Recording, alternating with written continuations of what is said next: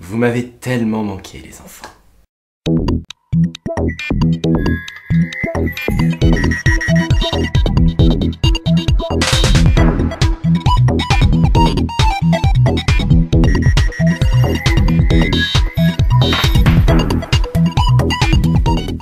Salut à tous, c'est Pixel et aujourd'hui on se retrouve pour la critique de Ça chapitre 2 après un très long moment d'absence. J'ai fait quoi? J'ai fait au moins un mois et demi sans être là, sans faire de vidéo. Et je vais vous expliquer tout de suite pourquoi.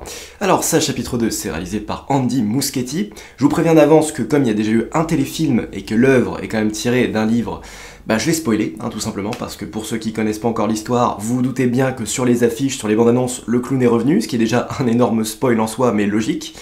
Donc ouais, je vais vous raconter comment ça se termine, comment ça se finit, et donc du coup, voilà, en plus le film est sorti depuis un certain moment maintenant, à la sortie de cette vidéo, donc vous êtes prévenus, voilà, vous le saurez à peu près au moment où je vais commencer à spoiler de toute façon. Donc ouais, cet été j'étais peut-être un petit peu pris, il y avait beaucoup d'horaires de travail, etc., pas beaucoup de temps pour moi, pas beaucoup de temps pour me reposer, pas beaucoup de temps pour la chaîne, et en plus de ça, pas énormément de films vraiment incroyables. Oui, je suis allé au cinéma, mais je vous ai évité beaucoup de critiques, sur lesquelles je vous aurais dit un peu toutes... je vous aurais sorti le même truc, la même vidéo à chaque fois, ça aurait tout simplement été ça.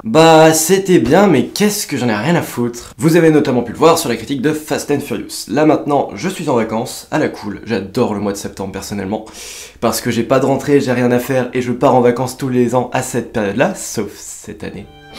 Mais voilà, ce qui fait que voilà, je suis même pas coiffé, j'ai pas de lunettes, on s'en fout, on commence la critique maintenant. Alors ça, chapitre 2 reprend directement les événements de ça, chapitre 1, mais 27 ans plus tard, le clown est entré en période de sieste, tout le monde est parti de Derry parmi les premiers protagonistes, et mystérieusement, enfin sauf un, Mike, et mystérieusement, on sent que le clown est en train de revenir, Mike a vraiment ce pressentiment. Dans le casting, on retrouve donc plusieurs acteurs de talent, vraiment, ça va être un très bon point sur ce film, moi j'ai beaucoup aimé, je vais vous en parler tout de suite.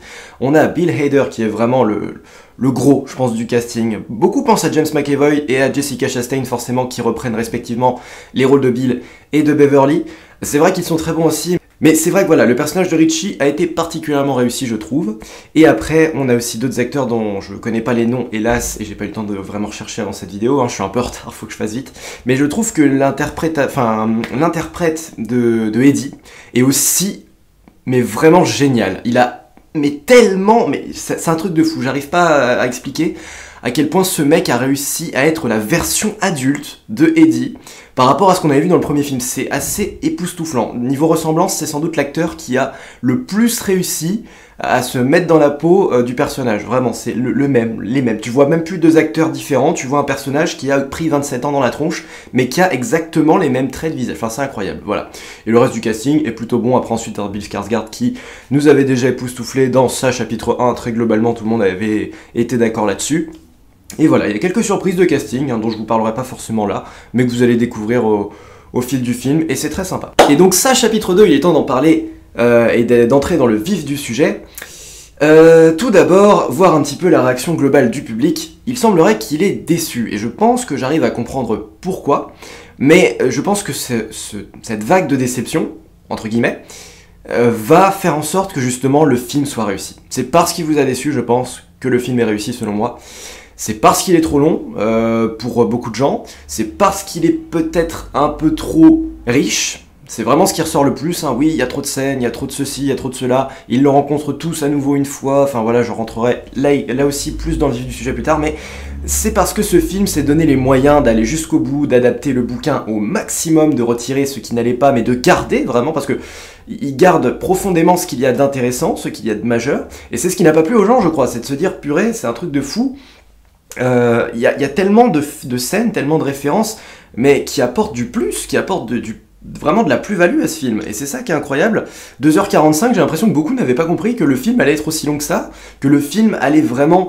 c'est à la façon d'un Seigneur des Anneaux, quoi, voilà, forcément vous allez avoir des passages, bon c'est en 3 actes on va dire, tout le monde s'accorde là-dessus, mais vous allez vraiment avoir des passages qui durent chacun 20 minutes, autour d'un perso, autour d'une scène, d'une action, autour d'un dialogue, d'un personnage à aller sauver, à aller rencontrer. Oui, voilà, il y a des passages qui durent 15 à 20 minutes autour de chacune des scènes, voilà. Et alors, c'est pas grave, si vous êtes d'accord avec ça. Alors, si vous n'êtes pas d'accord, voilà, mais je veux dire, quand vous savez aussi que le bouquin, il fait des centaines et des centaines de pages, enfin, les 2 bouquins, il y en a 2 aussi, mais ils sont, énormissime les ça, bah préparez-vous à ça. Et maintenant on va passer à mon avis, bah moi j'ai beaucoup aimé, vraiment beaucoup aimé. Je vais forcément trouver un petit peu plus de défauts au premier parce que c'est vrai qu'avec un film qui prend plus de risques aussi, et ça c'est ce que je respecte comme toujours dans mon fonctionnement, eh bah forcément il y a un petit peu plus de petits passages trébuchants, mais c'est pas grave, et franchement ça n'entache pas du tout le film, qu'on soit d'accord là-dessus. Mais j'ai aimé, franchement, au même niveau que ça chapitre 1, parce que si ça chapitre 1, forcément, c'est une saga en 2 films, donc vous avez le premier film qui doit vous faire découvrir et doit initier la chose, et le deuxième film qui, assez rapidement, et c'est pour ça qu'on peut pas en vouloir à ce chapitre 2, doit terminer les actions. Terminer les actions en un seul film après un début, c'est quand même pas facile. Il y a très très peu de sagas qui se constituent de uniquement 2 films, j'en vois pas des masses. Hein. Pour commencer une action et la terminer tout de suite après, avec en plus un écart de 27 ans entre les 2 films, enfin, hey, ça c'est quand même pas une œuvre facile à adapter les mecs. Alors on a quand même le droit de dire aussi que c'est pas facile de vous faire kiffer le film et qu'ils ont quand même fait le maximum pour ça. Et ça c'est un travail à respecter vraiment. C'est du Stephen King, c'est du lourd. Déjà des œuvres comme Shining, comme Cimetière, etc. font pas toujours l'unanimité. Mais il y a des forces vraiment puissantes dans ce film, ne serait-ce que la réinterprétation du roman, qui est quand même beaucoup plus soigné, extrêmement plus travaillé, plus riche et plus catastrophique en soi, que dans le téléfilm des années 90, qui lui était encore traité sous l'aspect d'un téléfilm, d'un film style années 80, avec beaucoup plus de restrictions et beaucoup moins de couilles qu'un film qu'on peut voir maintenant. Avant de détailler, je dois vous dire aussi que j'ai vu le film en format Ice dans un cinéma CGR, mais que je suis aussi allé le voir dans un Gaumont, celui du Disney Village pour l'info, en IMAX, et c'était ma première séance en IMAX, et franchement, oui, ça, c'est vraiment énorme, dans un format comme dans l'autre, en Ice comme en IMAX, j'ai trouvé que c'était assez bien foutu, franchement. Bon, on va reprendre un petit peu le casting, alors j'ai envie de vous en parler, parce que c'est vraiment ce qui fait mouche dès le départ, on a quand même un casting à la hauteur vraiment réussi, c'est vrai que même au chapitre 1, les gens pensaient que Jessica Chastain déjà était parfaite pour jouer Beverly, c'est le cas. James McAvoy, je m'y attendais pas tout à fait pour Bill, mais vu le talent de l'acteur et que je l'adore, mais franchement, pour moi, James McAvoy, c'est un mec qui m'a le plus inspiré dans les films qu'il a fait au cinéma, hein, Monsieur Tumnus, le rôle qu'il joue dans Split, là je me rappelle plus du personnage, Kevin, tout ça, enfin voilà, c'est un mec qui peut donner énormément à ses personnages, et c'est ce qu'il fait, tout simplement. La ressemblance avec Bill enfant est peut-être un peu plus nuancée, mais pourquoi pas, on n'est pas toujours non plus obligé d'avoir exactement la même gueule qu'on avait il y a 27 ans quand on est un adulte. Forcément. Pour Ben, pour Mike, j'ai trouvé que c'était très très cool. Alors là, pour Ben, on a carrément choisi le parti pris d'un changement physique, puisque c'est comme ça que c'est... Alors dans le bouquin, je sais pas, mais en tout cas dans le téléfilm, on nous faisait déjà sentir un peu que le gars avait quand même pris de la bouteille, de l'assurance, qu'il était plus du tout le même personnage qu'il était enfant, et donc du coup, il y a un changement physique. Globalement, ce casting est vraiment à la hauteur. Mais pour continuer dans le casting, ce qu'il y a de flagrant avec ça, c'est qu'on repêche énormément de scènes avec les enfants du premier, le casting enfant. Là-dessus, je pense que ça va engendrer quelques défauts qui sont pour moi les plus légitimes au film. Parce que quand on a eu un chapitre 1 où il n'y a aucun adulte dedans, parce qu'il faut savoir que le téléfilm et le bouquin s'ouvrent déjà avec les adultes qui vont se remémorer et revivre un petit peu en soi dans leur tête. Puisqu'ils ont oublié leurs souvenirs, ça fait partie du film, ils vont devoir se remémorer ce qu'ils ont fait enfant, et c'est là que ça donne lieu aux parties enfants dans le bouquin et dans le téléfilm. Ça s'ouvre avec les adultes qui se remémorent. Comme on n'a pas eu ça dans ça chapitre 1, comme on n'a pas eu ce système dans ça chapitre 1, c'est vachement bizarre du coup d'avoir tout vu des enfants d'un coup, et de revoir des parties enfants dans ça chapitre 2, alors qu'on ne les a pas vues, ces parties-là, dans ça chapitre 2. Il est vrai que c'est un défaut, et au deuxième visionnage, j'ai pu comprendre à quel point c'en était un. C'est peut-être quelque chose d'un peu maladroit qui va moins connecter les 2 films entre eux bizarrement, alors que ça voulait certainement faire le lien. La scène de Ben par exemple, qui se remémore à avoir eu une petite discussion avec Beverly, et qu'elle lui a complètement foutu le pire des râteaux de la Terre, et qu'après sa tête s'enflamme, bref de janvier et tout, on l'a pas vu dans ça chapitre 1. La scène de Eddie qui va chercher sa mère dans les sous-sols de la pharmacie, sa mère se fait attaquer par le lépreux et tout, enfin bon c'est une vision de ça, là aussi c'est une autre rencontre qu'il a fait, on l'a pas vu dans ça chapitre 1, et comment ? Je ne sais, alors le livre je l'ai pas lu, j'ai lu des résumés, des passages, mais j'ai jamais lu le bouquin en entier. Mais j'ai vraiment l'impression que dans ça chapitre 1, on nous faisait comprendre que les gamins avaient tous vu ça une fois avant de décider à le combattre. Ils l'ont pas revu, ils l'ont pas croisé plusieurs fois. au point de... Voilà, parce que là, tout le monde l'avait déjà croisé une deuxième fois après. C'est ça qu'il nous faut comprendre dans ça, chapitre 2, qu'ils avaient eu plusieurs rencontres avec le clown, et pas tout à fait, non, ils ont chacun eu une rencontre isolée, et après ils se sont regroupés pour aller le combattre. C'est ça qui certes va créer quelques paradoxes dans le film, mais comme ce n'est qu'une partie du métrage, c'est que dans la partie de la recherche des artefacts qui globalement, oui, est laborieuse, et oui, est trop longue, ça je suis d'accord, sans être raté, c'est uniquement une partie du film, du coup, qui est un petit peu questionnée, et pas l'entièreté, parce que si vraiment je devais vous faire un résumé assez gros, la première heure, j'ai adoré. Les 50 minutes, 1 heure de recherche des artefacts, un petit peu moins, mais il y avait quand même des scènes très efficaces, notamment la scène de Beverly chez la grand-mère, parce que là, il n'y a pas de flashback pour le coup, il n'y a pas de flashback avec elle qui se revoit enfant, donc cette scène était très réussie, dommage qu'il l'ait spoilé dans la bande-annonce.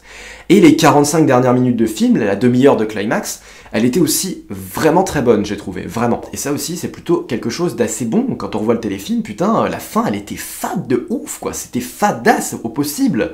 Que là, on ne s'ennuie pas. J'aimerais parler aussi de quelque chose qui a plutôt fait débat dans le film, c'est l'humour. C'est vrai qu'il y a beaucoup d'humour dans le film, et même sur certains passages, on essaie de vous faire frissonner, qui sont complètement explosés par une dose d'humour qui n'est pas dégueulasse non plus, je trouve. C'était aussi un petit peu le cas dans le premier, on a tendance à l'oublier.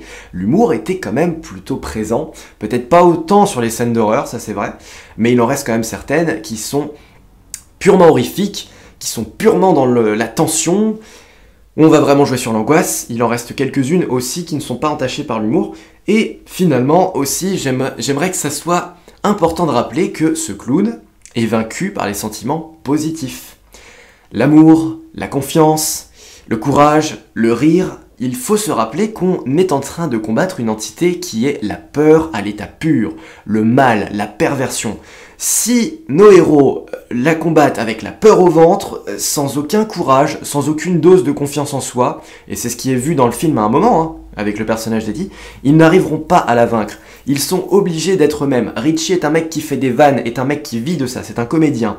Et l'acteur Bill Hader est lui-même un comédien de stand-up. Ce qui fait qu'on a le combo parfait pour avoir un personnage qui, via le rire, va détruire va essayer de le détruire en tout cas. Et Eddie, c'est un petit peu pareil, c'était un peu le duo qui arrêtait pas de se chambrer l'un l'autre, et c'est normal aussi qu'il y ait une vanne. Après, j'avoue que la dose d'humour la plus gratuite et la plus mauvaise du film, ça reste le moment où le lépreux vomit sur Eddie, et où il y a la musique Angel of the Morning, qu'on pouvait entendre dans Deadpool en plus, il y a quelques années.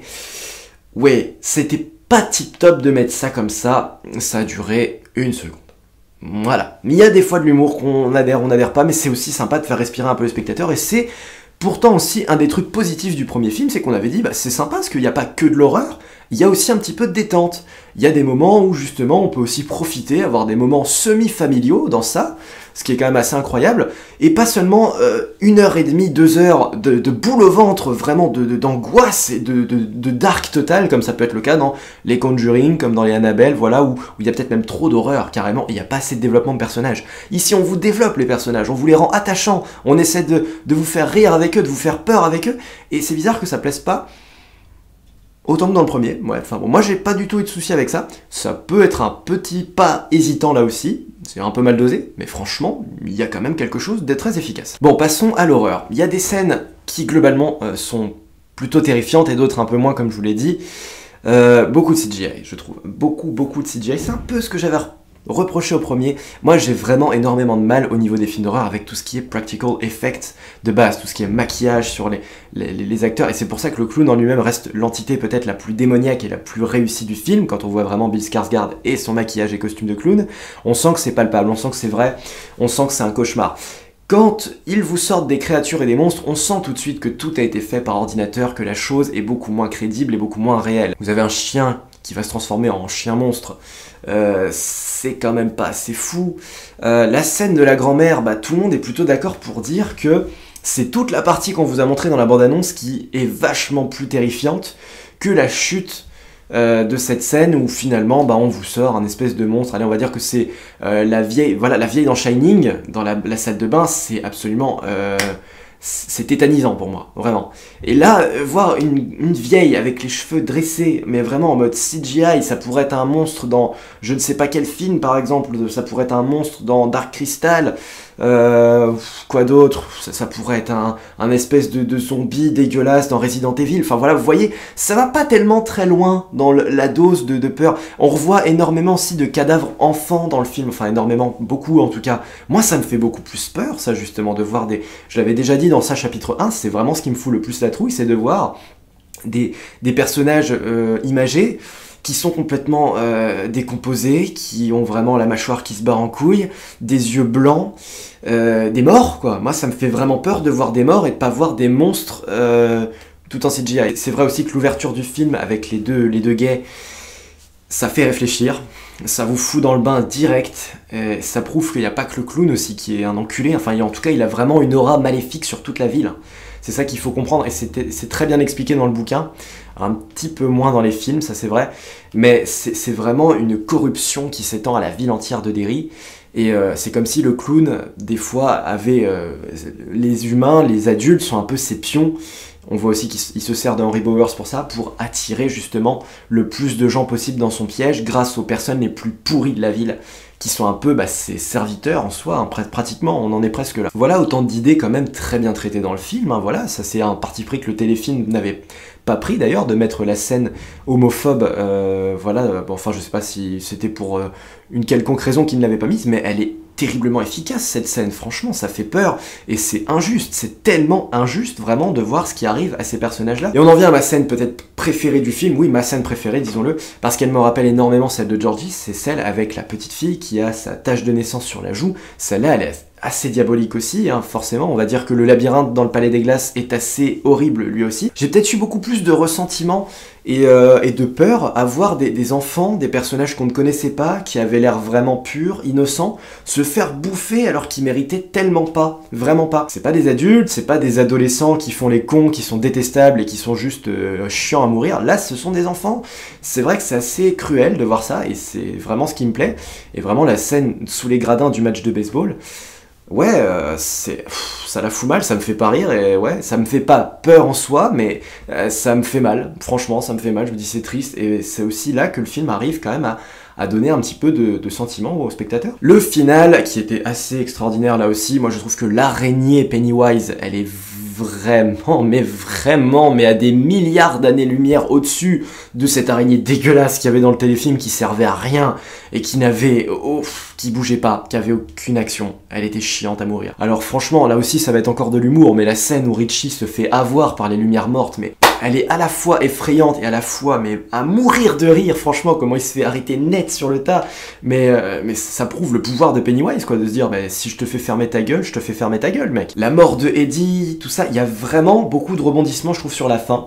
Il y a une lutte qui va durer, qui va vraiment se caractériser de bien des manières. Et il y a aussi vraiment plus de puissance là aussi que dans le téléfilm, vraiment à rabaisser Pennywise, à vraiment lui montrer encore une fois que c'est pas lui le plus fort, c'est le courage, c'est vraiment les meilleures armes sont là, hein. C'est comme quand Bill avait tiré à blanc sur lui sans aucune balle et que ça l'avait quand même blessé. Voilà, tout ça est vraiment important je trouve à la fin pour montrer que d'abord Pennywise va leur foutre la trouille, il va vraiment se manifester sous une forme qui est, mais allez, moi j'aurais eu du mal, hein, franchement à leur place, me battre contre une araignée clown géante, j'aurais vraiment eu beaucoup de mal, et ils vont quand même gagner, ils vont quand même réussir, alors voilà, Eddie va quand même mourir, mais là la mort aussi est assez brutale par rapport à ce que ça va dégager sur la fin avec Richie, qui était limite amoureux de lui, enfin on sait pas tellement exactement comment il comptait, à quel point pour lui, mais voilà, c'était au moins son meilleur pote, et il s'est souvenu, il s'est remémoré son enfance à Derry grâce à lui, etc. Donc c'est important, je pense, d'avoir bien traité aussi ces deux morts, avec Stanley à la fin et sa lettre. Là aussi, il y a quand même quelque chose d'assez beau, d'assez noble pour conclure le film, je trouve. Et alors la fin de Gripsou, ça prête aussi beaucoup à débat. J'ai l'impression que beaucoup voulaient une mort badass, qui aurait été vraiment, voilà, où il aurait tout simplement explosé la gueule de l'araignée, point final, voilà, comme c'est un peu le cas dans le téléfilm. Oui, ça aurait pu être intéressant, mais alors j'adore à quel point il le ridiculise comme une vieille merde. Comment il le rend tout petit, tel un bébé, je sais pas, une espèce de chewing-gum collé contre ce rocher. Enfin, c'est assez incroyable aussi de le transformer en une micro-merde. sur laquelle ils vont limite cracher, enfin il lui arrache un membre et tout, t'es quoi mec, t'es quoi, t'es rien, et Mike qui s'avance doucement pour lui arracher le cœur, et on voit les toutes petites mains de Gripsou qui l'en empêchent, enfin il y a un petit côté limite cruel, mais juste le retour des choses a vraiment écrasé cette petite merde à la fin, lui voler son cœur, et puis bah voilà quoi. Une mort beaucoup moins badass que dans ça chapitre 1 où il s'enfuyait un petit peu, hein, il prenait la fuite. Là c'est vraiment intéressant, moi j'ai beaucoup aimé ce parti pris là aussi. Et non, franchement, c'est une bonne fin, c'est vraiment efficace, et c'est assez triste, voilà, c'est assez beau, c'est assez noble. Il y a eu un combat qui a vraiment pesé sur leurs épaules, et qui se termine, voilà. J'aurais juste une dernière chose à dire avant de conclure. C'est vrai aussi que le film aurait pu durer encore plus longtemps si on y réfléchit bien, parce qu'il a zappé énormément de personnages secondaires de ce chapitre 2, à savoir le mari de Beverly, qui n'a droit qu'à une seule scène, la femme de Bill, qui n'a droit qu'à une seule scène. Quand on sait à quel point ils étaient beaucoup plus au cœur de l'intrigue dans le livre, où vraiment ils jouaient un rôle dans le plan de ça, ils allaient eux-mêmes jusqu'à Derry, là c'est pas le cas, hein, ils ne se rendent pas du tout à Derry, ils ne font pas partie des enjeux et des intrigues, parce que c'est un petit peu aussi pour ça que Bill se motivait à retourner buter le clown dans le bouquin et dans le téléfilm, c'est parce que sa femme avait un petit peu été prise en otage par Pennywise, chose qui le motive un peu. Là il se motive de lui-même, juste par pure vengeance. Voilà, ça vous plaît pas, je vous laisse juger, mais c'est un petit peu différent, voilà, mais on s'est pas autorisé à reprendre ces personnages secondaires, et ça ne m'aurait pas dérangé d'avoir encore, allez, je suis fou moi, un quart d'heure, 20 minutes de plus s'ils avaient été présents eux aussi, parce que ils sont quand même assez importants, surtout le mari quand même de Beverly qui est une ordure, quoi, comme son propre père. Ça aurait peut-être plus donné d'impact à la fin, avec Beverly dans sa cabine de toilette ensanglantée là, si son mari avait joué un rôle quelque part là-dedans, enfin je trouve, mais bon, peu importe. Moi je trouve que le film réussit totalement, il a pris des risques, il y a des choses qui fonctionnent très très bien, qui restent malgré tout stupéfiantes, avec une mise en scène de Andy Muschietti qui est magnifique, vraiment. Et ça c'est génial, j'attends de pied ferme ses prochains films, et j'adore déjà ce réalisateur, ça c'est une chose. Conclusion, ça chapitre 2 est peut-être un film qui est beaucoup trop long pour vous, peut-être que c'est un film qui est trop réussi pour que justement vous soyez pris dedans à tout comprendre, à tout analyser. Encore faut-il connaître un peu le bouquin, encore faut-il un petit peu essayer de donner une version 2019-2017 à ce film, chose qui n'avait pas été facile, et je crois qu'il faut au moins applaudir l'effort qui a été réalisé parce que c'est vraiment puissant, ça va rester culte. Oui, on le sait déjà depuis le chapitre 1, ça ne fait que confirmer cette chose avec le chapitre 2, c'est une excellente adaptation. Le pari a été entièrement réussi et ça va être un succès total. Bien sûr, déjà le premier avait fait 700 millions d'entrées, je crois. Rappelez-vous que c'est énorme pour un film d'horreur, il était pas loin du milliard. Les deux films à eux deux auront rapporté plus d'1 milliard de dollars. C'est stupéfiant, c'est vraiment une bonne nouvelle, c'est du bon et j'adore ces deux films, tout simplement, voilà. Après, oui, ça ne plaira pas à tout le monde, le film ça, le concept de ça, en lui-même, ne peut pas plaire à tout le monde. Et faire des films qui ne peuvent pas plaire à tout le monde, ça arrive, voilà. On ne peut jamais avoir l'unanimité, on ne peut jamais avoir un avatar, donc je vois pas pourquoi je reprocherais davantage à ça chapitre 2 tous ses défauts plutôt qu'à un autre, quand ça chapitre 2 se permet vraiment d'apporter énormément de choses et de respecter le lecteur, le spectateur, et le passionné du personnage de ça. Merci à tous d'avoir suivi cette critique de ça chapitre 2, je vous promets de pas être aussi long pour revenir à faire plein de critiques, mais il faut dire aussi qu'avec le Joker qui va pas tarder à sortir, avec Maléfique, et avec plein d'autres films, je vais avoir du pain sur la planche, donc je vais revenir un petit peu plus régulièrement, vous en faites pas. Donc on se retrouve très bientôt pour d'autres critiques, pour d'autres vidéos de bienvenue à bord, il faudrait que j'en fasse au moins une ou deux avant la fin de l'année, ce serait pas mal, et puis voilà, le rythme va reprendre doucement, je vous le promets. Alors salut à tous, je vous dis à très bientôt, et je vous conseille quand même de regarder ça chapitre 2. À la prochaine!